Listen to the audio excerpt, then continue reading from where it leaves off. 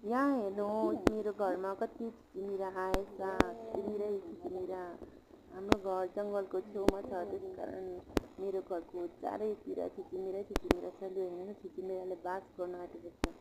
यतै चिचिमिरा, उतै चिचिमिरा, भित्र पस्दैछ।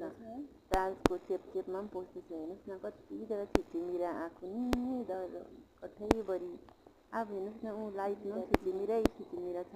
यस्तो छ जङ्गलमा हुनु। यी चाहिँ गाई घरहरू। अब हेर्नुहोस् त, यो युभी लाइटमा झन् कति चिचिमिरा छ।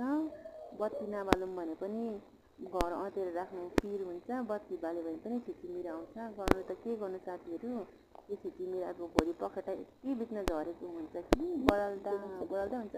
म त अब यी चिचिमिरा देखेर गिरिङ भएको भित्र जान्छु ल साथीहरू। धेरै चिचिमिरा भएछ। बत्ती पनि निभाउँछु। अन्त म सोच्छु कस्तो हेर्नु पऱ्यो बरन्डामा। चिचिमिरा चारैतिर चिचिमिरा मात्रै छ साथीहरू। चिचिमिराकै घर भएछ। लु म गएँ भित्र पनि आउन सक्छ नि त चिचिमिराहरू। भित्र पनि पसेछ चिचिमिरा। कति लाइटमा। मेरो नानीको रुममा हेरौँ त, चिचिमिरा छ कि छैन। नानीको रुममा हेरौँ। गयो एउटा म चाहिँ रहेन रहेछ। लाइटमा दैलोहरू